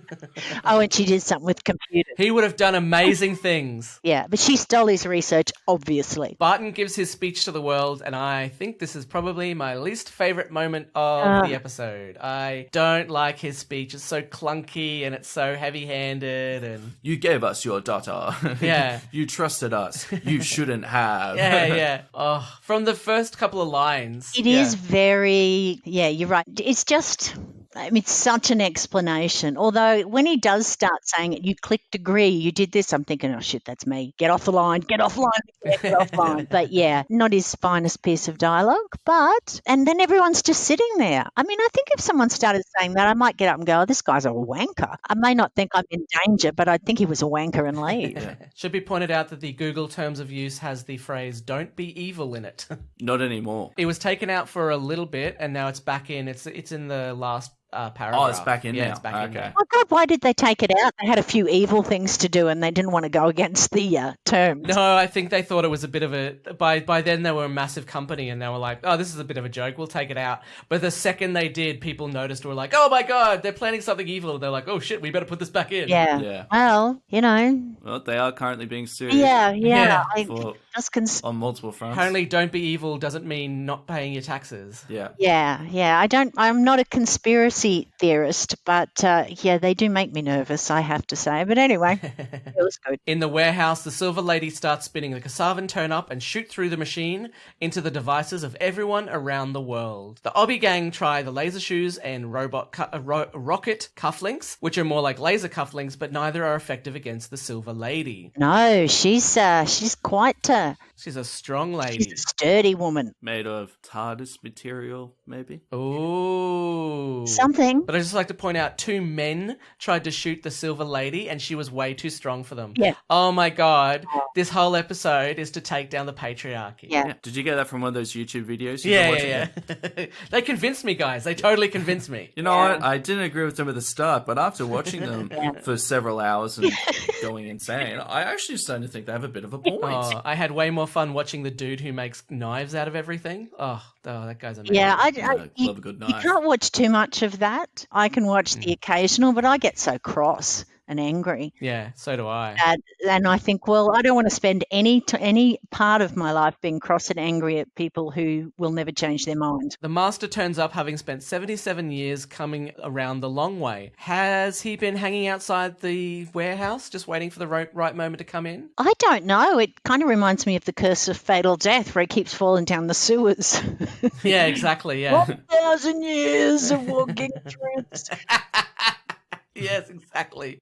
How come the Master didn't prepare for this moment better if he's lived through the last half of the 20th century? I think he's had no TARDIS, so he's been on the run. He's wily, and so that he would survive, but he doesn't like humanity, doesn't like us. So it would have been a pretty crappy 77 years for him. And worst of all, he couldn't even have gone to Argentina to relax. Yeah. Nowhere.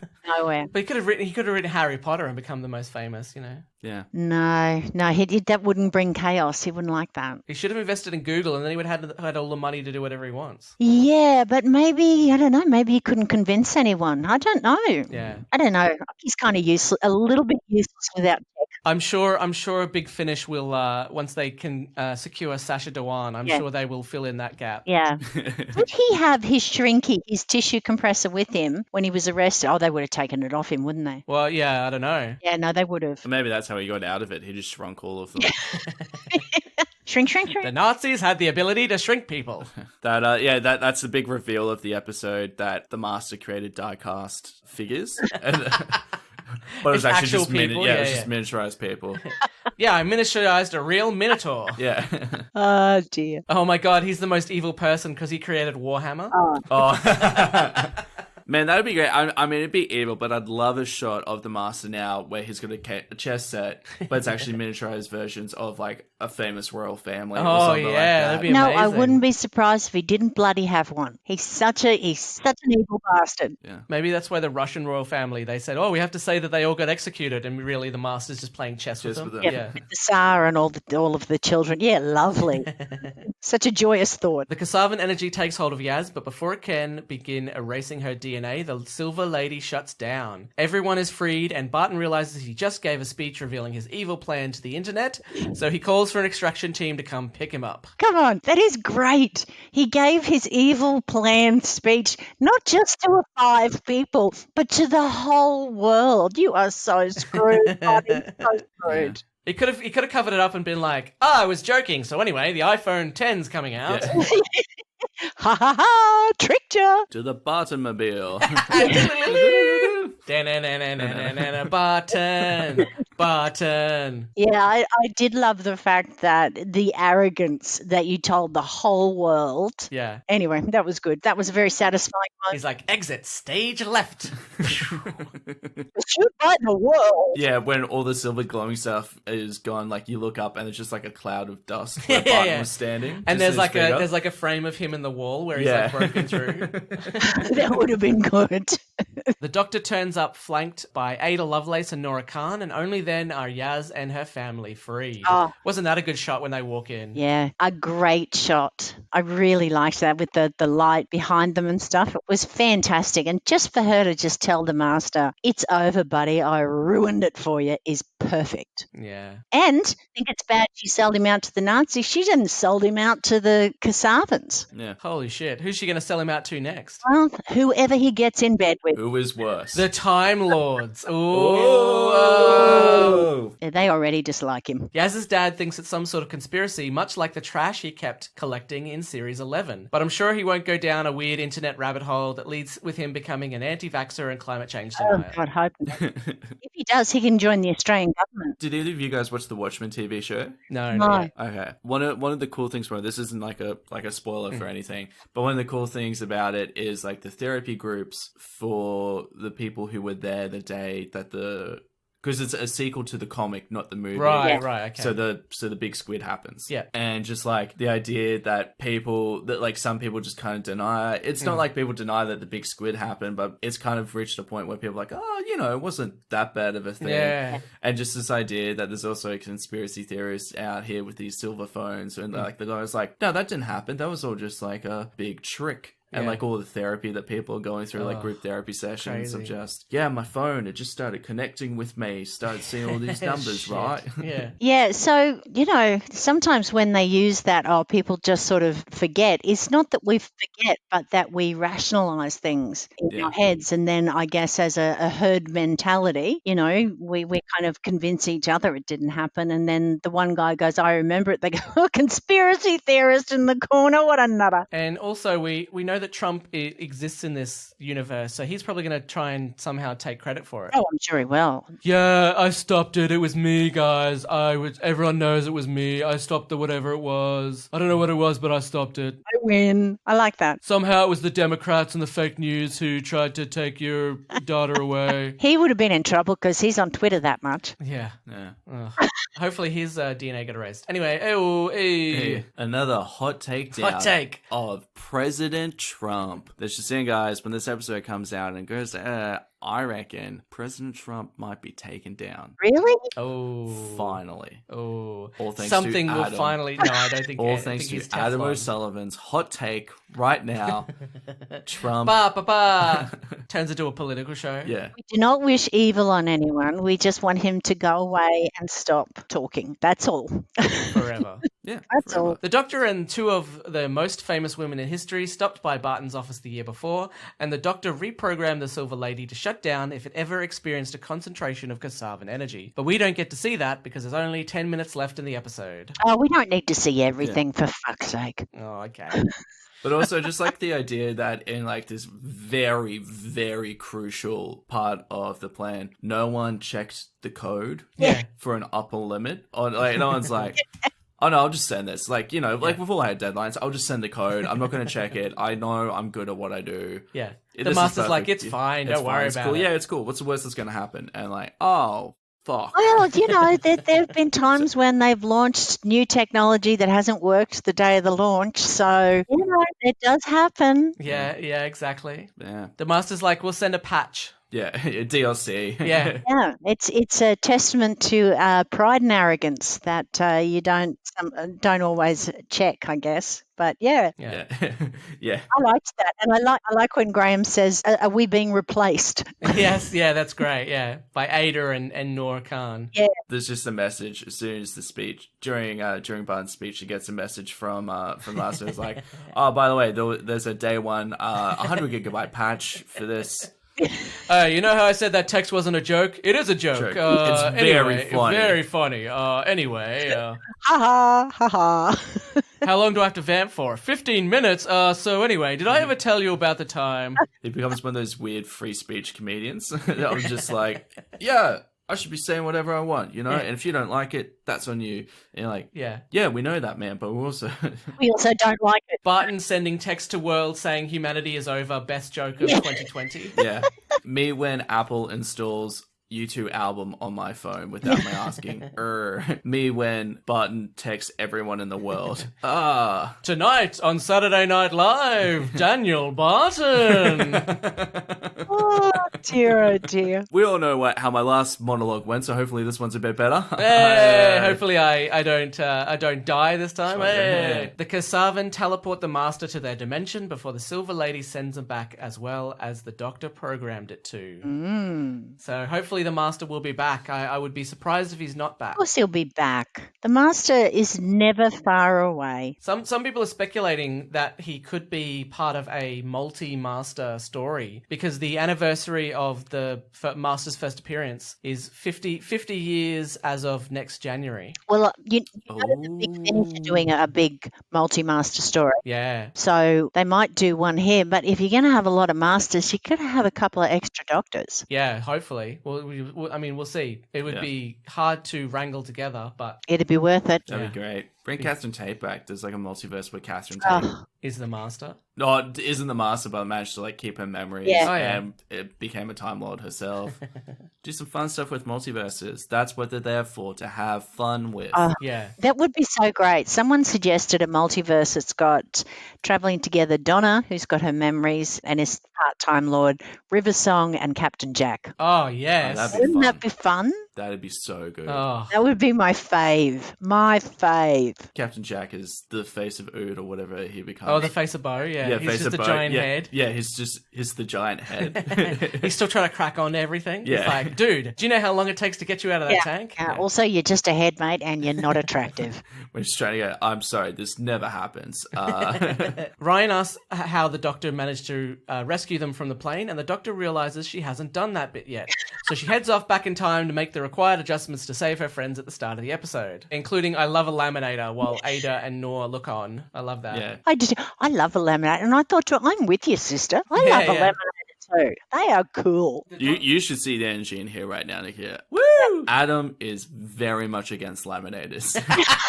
Down with laminators. He Pieces of hates paper should be able to absorb water. it. Yeah. It's the way God intended it. If God wanted us to laminate pieces of paper, they would come laminated off the tree. Yeah. I can't believe that this is the thing that's going to break up the podcast. Laminate, you're a laminator denier. I don't know. Hi, welcome to the D4WH version where we don't believe in laminators. Yes, yeah. And Don't like them. the doctor takes Noor Khan back to 1943. She wants to know if the fascists will win. And the doctor replies, nah, they just become shit posters online. Yeah. Yeah, that's right. Yeah. They don't win, but they do come back. Yeah. Unfortunately, but they don't have any power, thankfully. Yeah, the internet says to them, welcome back. That's pretty much it. The doctor tells her, no, the Nazis don't win, but I wouldn't worry about it because you'll be dead before the end of the year. Bye!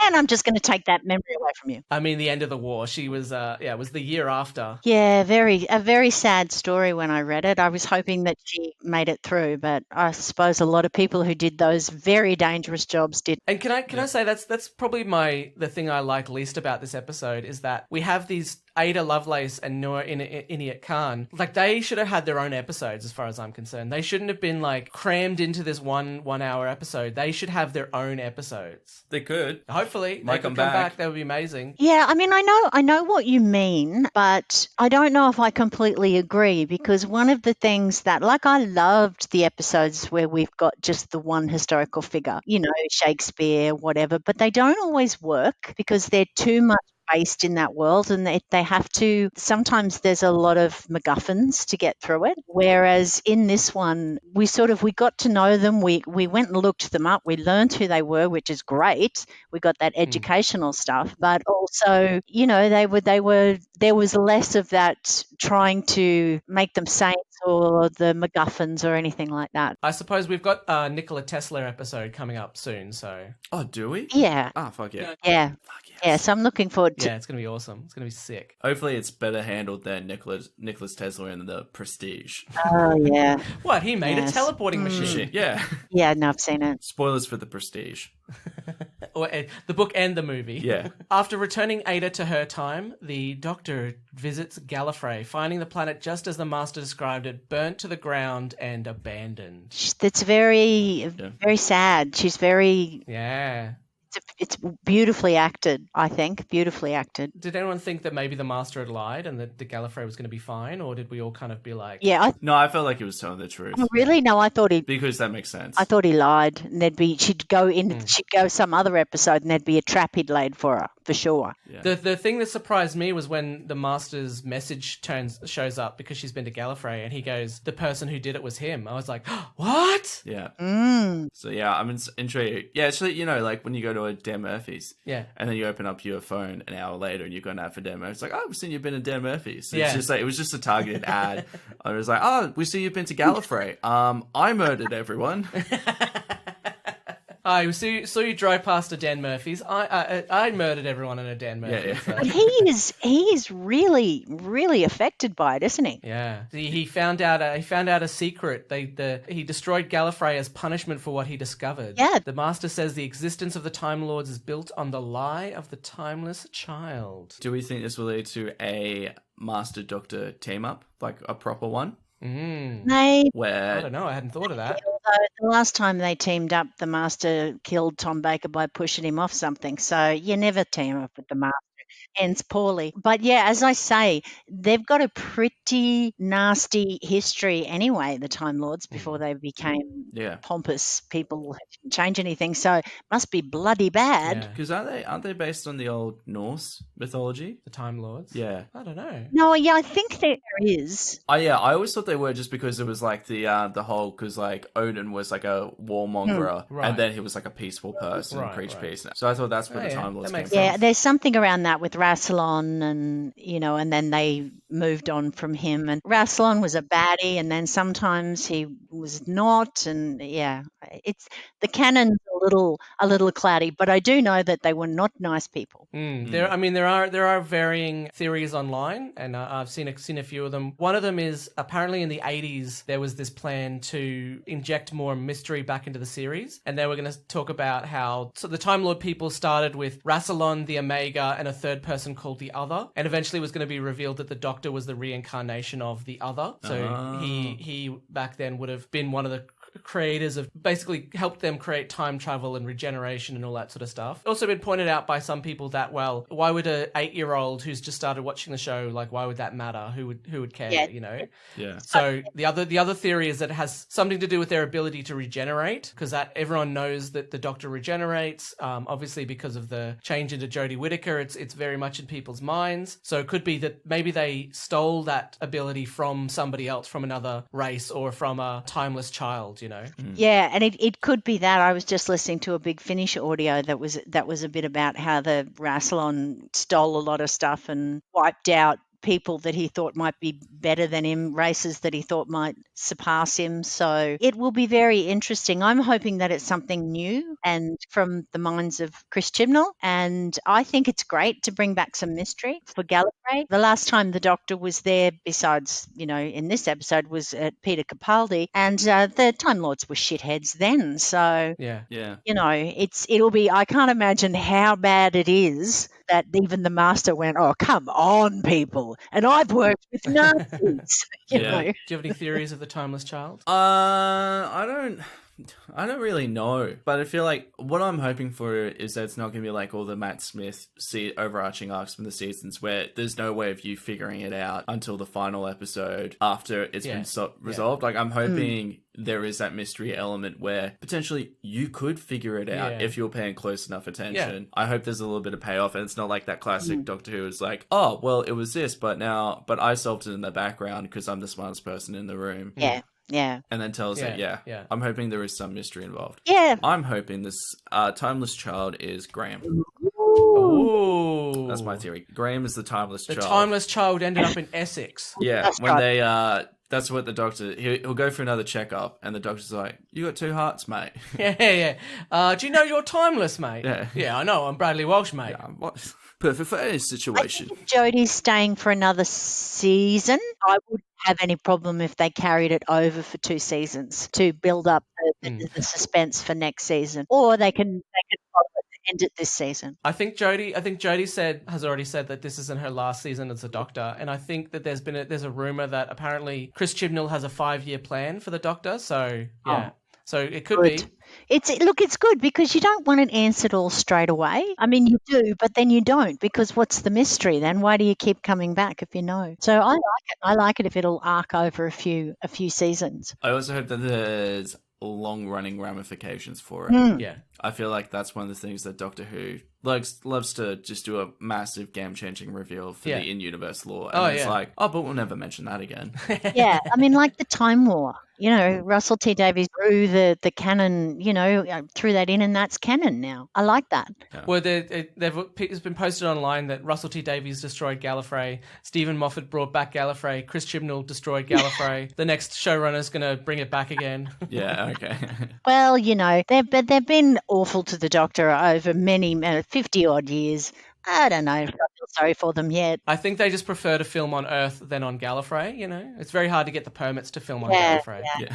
And look, I just feel sorry for Romana, she's the president of Gallifrey. Well, she was at some point, so I don't know where she is. And the companion, Leela, who married a Gallifreyan, but she probably passed on. She probably died by now. So as long as they didn't die in all the carnage, I'm happy. Yeah, there could be other travelling Time Lords somewhere. Yeah, there will be always.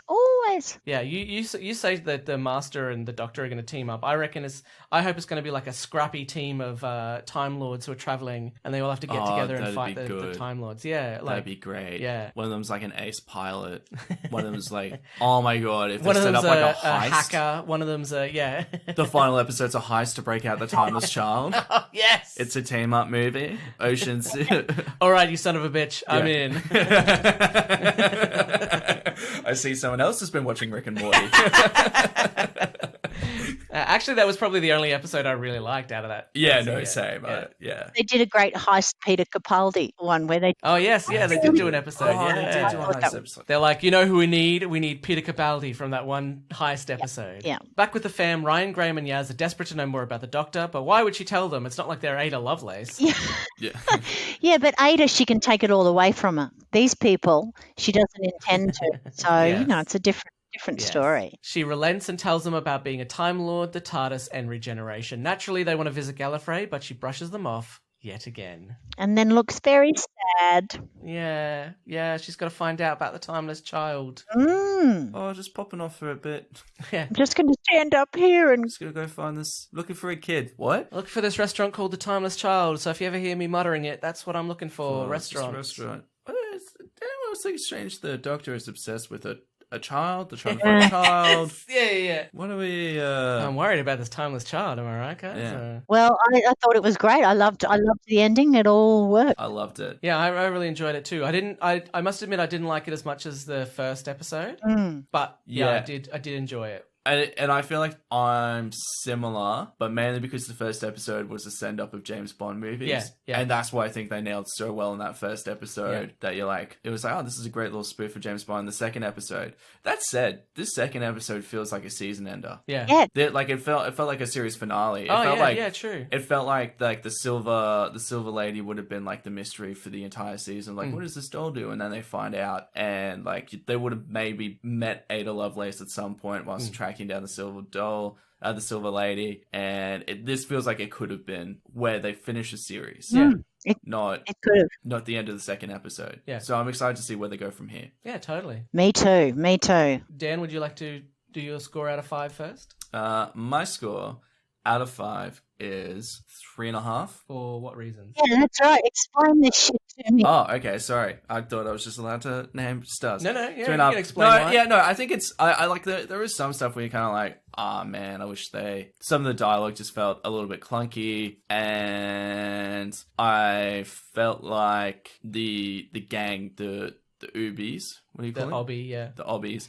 The Ubies. I felt like they didn't have a lot to do in this episode. And I felt like the most compelling moments were when they were talking about how they actually don't know anything about the Doctor. Yeah. I feel like that would have been... I feel like they should have focused on that conversation a little bit more when they're like, actually, we don't know anything about her at all. And currently, we're being hunted by interdimensional aliens. We don't even know if, in the scheme of things, is the Doctor the good guy? That would have been a more interesting conversation, wouldn't it? Yeah. I don't think we're going to get that conversation for a few more episodes. Yeah. Or if at all. And that's Graham for you. It'll probably be Graham. It's like, why don't you get my wife back? I'm the timeless child. Bring my wife back. Graham, you're too old. Graham, one thing at a time. Ryan's dad is the timeless child. That's why he disappeared. That he went to a oil rig, otherwise known as Gallifrey. Right. Nichia? Well, I gave it a 4. So it lost a half for some of the dialogue. Just didn't, the regeneration, the donut. As Dan said, more interesting conversation between the companions, the fam. I loved the first one, and I'm often let down by the second part in this show. I wasn't let down by this at all. I really did enjoy it, and I did find the Master really, really interesting. I don't know, it just couldn't be a 4.5 for me. It wasn't something that I watched it twice and I thought I'll watch it again, and I kind of went, do I want to? So to me that goes, okay, it's a 4. And I'm going to give it a 3.5, same as Dan. Look, I've swung wildly with this episode. The first time I watched it, I hated it. Really? Here's my problems with this episode is the fact that I loved Spyfall Part 1 so much. Yeah. And then this episode didn't tie up as much as I was hoping. It didn't reveal who the Kasavan were. Instead of the Doctor battling the Master, it was the Doctor like hanging out with people from history. And then I watched it again and and I thought Barton's plan was super dumb, and I didn't understand how the Master and Kasavan were all in there. Like, I had so many issues with it. And I watched it a couple more times and I was like, okay, all right, things kind of make sense, and the master's kind of manipulating everybody, and so yeah, it's raised up to a 3.5. But I wasn't sure if I was going to give it a 4 or 3.5. But yeah, I just feel like the first episode was so good and such a great way to start, and then this one didn't wrap up as much as I wanted. So yeah, look, together, both of them, it's a 4 across the board. Yeah. But yeah, like you, Nicchia, when I went to watch it again, and I was like, I remembered Daniel Barton's clunky speech, and I was like, oh, do I really want to watch that again? Yeah. So I was like, yeah, I didn't enjoy it as much as Spyfall Part 1, where I was like, oh, hell yeah, let's watch it again. That was freaking awesome. So yeah, I that's the thing. I can always tell by how many times if I watch something once and then I go, oh, I really don't want to watch that again. I know that's about a 2.5 or a 2 or less. But if I can watch it a couple of times, but you're right. Daniel Barton's speech, when it was on the second time, I got up and made a cup of tea. I could hear it, but I wasn't stuck to the TV to watch it. You didn't have to see it. yeah. All right. Thank you very much for joining us, Dan. No worries. Thank you for having me. Do you have anything that you would like to plug? I'll be in Sydney for a week in February from the 9th to the 17th. So if you follow me on Facebook, Dan Dennis, just search for @BeABattedBoy on Facebook, Instagram, Twitter. If you want to follow me on socials, I'll be promoting the gigs there. Cool. If you've heard this and gone, oh, I want to see what he looks like and see him perform comedy. Yeah. Please do. He's a very funny guy. Thank you. Thank you so much, Adam. But yeah, no, I had a lot of fun. Thank you for having me. No, that's okay. Always. Thank you very much. Oh, well, don't thank me, Dan. I didn't pick you. I didn't want you. I said I don't want Yeah, fair enough. No. I was surprised. I was surprised when Adam asked me. I was like, I thought Nicchia hated it. I was like, Yeah. wow. I've made it feel. But then I found out you're still living in Canberra. I was like, Yeah. oh, maybe. So yeah, she doesn't have to be in the room with me. So yeah, it's good. Yeah. After I asked you, I was like, oh, how do I tell Nicchia? Oh. It's Dan who? Dan who? What's that last name, Adam? Dan Smith. Yeah. No. Well, I'm kidding. I have no plugs, so don't even ask me. As always, you can follow Adam Sullivan Comedian on Facebook and visit thenerdinfinite.com. Also, please come along to Brisbane Comedy Festival Sing Along After Hours. I will be in that show, at least 3 of the 4 performances. It will be at the Brisbane Powerhouse, 10 p.m. on Friday, February 28th, March 6th, 13th and 20th. Tickets from the Powerhouse website. Please come along. It's going to be amazing. We're going to sing some songs with the audience, and then we're going to perform some improvised scenes based on those songs. Cool. Did you say after hours or sing along? Yeah, it's called After Hours Sing Along, apparently. Oh, That's the okay. official, because they have an After Hours. Yeah. And thing. the ones that Adam isn't actually in, he'll still be in the audience, just Probably. trying to get on I'll stage. have a pass, yeah, so I'll be there, yeah, probably. It's going to be great. Yeah, gosh, you're doing well with your improv stuff. Thank you. We now have a Patreon available. So if you're listening to this, you're probably already subscribed to our Patreon. But if not, please go onto Patreon and search for D4WH or D4WH Pod. We're on there now. We're offering episodes early. We would love it if you love the podcast and you want to help support us and continue it going. Then please jump on there and have a look. Wow, that's big news. Yeah, Even a surprise to me. Woo! I told you we were launching it today. Oh, did you? Oh, God, Yeah. I really should. You're a man. You were talking. I turned off. Oh, right. But yay. Yes. Let's hope somebody takes it up. Yeah, let's hope. So let's see. Patreon doesn't change anything. We're still going to have the episodes out for free. But if you want them a little bit earlier, then please go to our Patreon. You'll be able to find them there if you donate a little bit of money. Yes. Nice. Donate to, I know there's a lot of things to donate to now. Yes, No. and I was obviously a bit worried because there's a lot of more worthwhile things you can donate your money to at the moment. Podcasters are a dying breed. Yeah. Yeah, exactly. So every dollar towards the D4WH podcast Patreon. Yeah. It's $1 towards podcasters, and they have it tough. Yeah. But we are here today to save the podcasters. Yeah. Save the podcasters. Save the podcasters. Save the podcast. We've got a song. Like a big group, like a big charity song. Yeah. Every dollar you give to a podcaster, a new podcaster gets their wings or their microphone. Yeah. Beautiful. Once I get my wings, I'm out of here, baby. Woo! Adam will never get. Fly in the skies, shitting on people. Oh, I really just don't ever want to see that Neither do I, actually. ever. I do. Oh, okay. Well, fantastic. Can't wait for Oh, it. Dan, I worry about you. I love that there was a tweet that someone put out where it's like a comedian has raised $50 million for the bushfires, the circus is giving people food and shelter. Multiple actors and musicians around the world are donating money to the bushfire appeals, and yet, the Morrison government doesn't think the arts is worthy of its own department. No, I know. Or as I like to say, the Morrison government calls all of them infrastructure workers. Yes. Yes, well, it's nothing like a a fanatical right wing to ruin your life. I shouldn't say right wing, Yeah. fanatical right wing. Apparently, yeah, very religious man, and it reminds me of that joke where it's like a guy is in trouble, and these people keep coming to try to help him, and he keeps going, no, it's all right, God will provide, God will provide, and then he dies and meets God, and he's like, oh, how come you didn't save me? And he's like, I fucking sent you a bunch of people. What are you talking about? Exactly. Yeah, gotcha, yeah. Exactly. Anyway, some people just give religion a bad name, but anyway. Anyway, Dan, do you have a suggestion of a location and an item for me? Location: the South Pacific. The region. South Pacific, The yep. Pacific region. And an item: a spyglass. Get the word out. You might be on the South Pacific, which, as we all know, is Dave's dick. That is Dave's worst performance. You might be in the South Pacific, which I believe is where they hit part of the alien squid from Resolution. So using your spyglass to try and find the piece of the Dalek, and you search, and in your ears you've got D4WH pushing you along as you keep searching.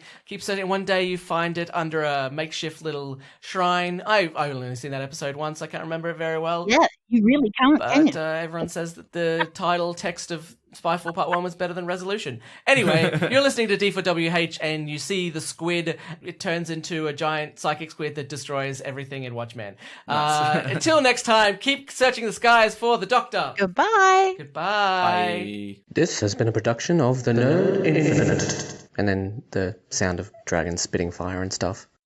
What? Why are you looking at me like that?